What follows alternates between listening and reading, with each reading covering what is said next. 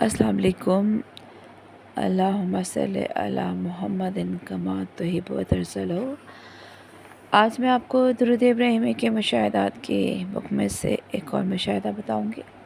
اس میں بہن بتاتی ہے کہ جب میں درود شریف پڑھنا شروع کیا تو جو میرے استاد تھے، میں نے ان سے ایک دفعہ کہا کہ آپ مجھے کچھ اور پڑھنے کے لیے بتا دیں، کوئی اور وظیفہ بتا دیں درود شریف۔ تو انہوں نے کہا کہ آپ کے لیے درود شریف میں ہی سب کچھ ہے، تو پھر کیسے آپ کو کچھ اور پڑھنے دیا جائے گا؟ اگر آپ کو درود شریف پڑھنے کے لیے چنا گیا تو بس چن لیا گیا ہے۔ آپ کوشش کر کے دیکھ لیں، کچھ بھی پڑھنے کی پڑھا ہی نہیں جائے گا۔ ان کی بات وقتاً فوقتاً ثابت بھی ہوتی رہی۔ حقیقت میں ہم انسان یہ فیصلہ نہیں کر سکتے کہ ہم نے کون سا ذکر کرنا ہے۔ مالک ہمارے لیے ذکر کو چنتا ہے اور اس کو ہمارے لیے جاری کرتا ہے۔ جتنی جلدی ہم اس حقیقت کو مان لیں اتنی جلدی ہماری آسانی ہو جاتی ہے۔ ابھی بھی اگر کوئی کہے کہ آپ یہ وظیفہ پڑھ لیں یا اس وظیفے کی خاص بات ہم نے آپ کو اجازت دی ہے، آپ کے لیے آپ کا نام لے کر آپ کو اجازت دی ہے، اس کے باوجود مجھے معلوم ہے کہ درود شریف کے علاوہ کبھی بھی میری زبان سے کچھ جاری نہیں ہوگا۔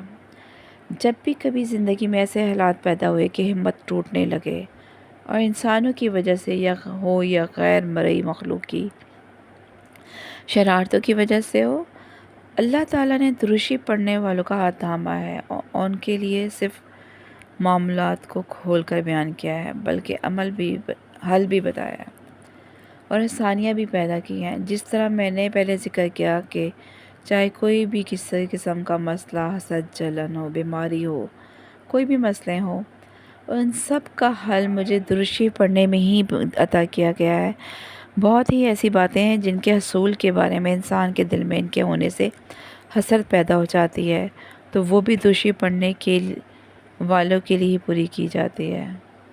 یعنی آپ کچھ بھی پڑھنا چاہیں گے نا، تو آپ تھوڑا سا ذکر شروع کریں گے کسی بھی چیز کا، پڑھتے پڑھتے آپ جب تسبیح کمپلیٹ کریں گے تو آپ کو پتہ چلے گا آپ وہ پڑھنے کے بجائے سامنے کلمہ پڑھ رہے ہیں، کلمہ پڑھنے کے بجائے آپ درود شریف پڑھنا شروع ہو جائیں گے، آپ کی تسبیح کمپلیٹ ہو جائے گی۔ ایسے واقعات بہت ہوتے ہیں درود شریف پڑھنے والوں کے ساتھ کہ پڑھنا کچھ چاہ رہے ہوں، پڑھا پھر درود شریف منہ پر آ جاتا ہے۔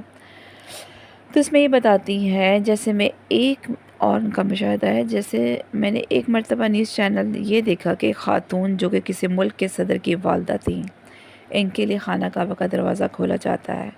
وہ اپنے صدر بیٹے کے ساتھ خانہ کعبہ کے اندر جاتی ہیں، نفل پڑھتی ہیں، تو دل میں خیال آتا ہے یا اللہ کہ آپ کے گھر کے اندر سے دیدار صرف صاحب حیثیت لوگوں کو ہی ہو سکتا ہے۔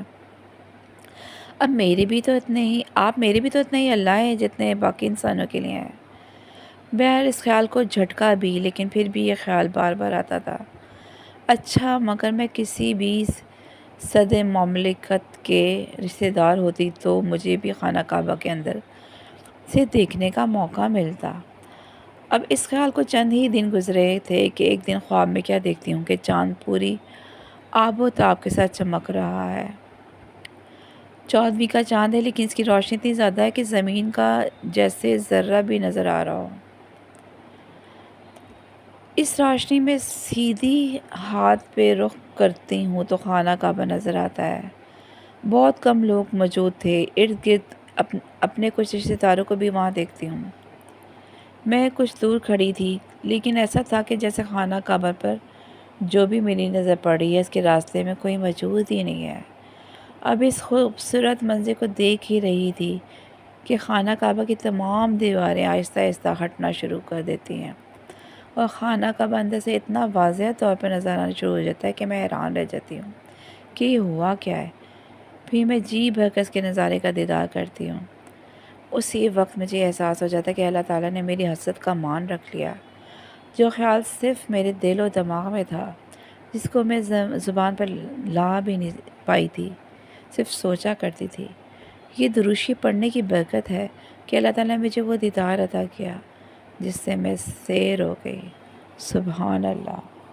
آج کے لیے ابھی کے لیے اتنا ہی کافی ہے، پھر انشاءاللہ نیکسٹ ویڈیو کے ساتھ حاضر ہوتے ہیں۔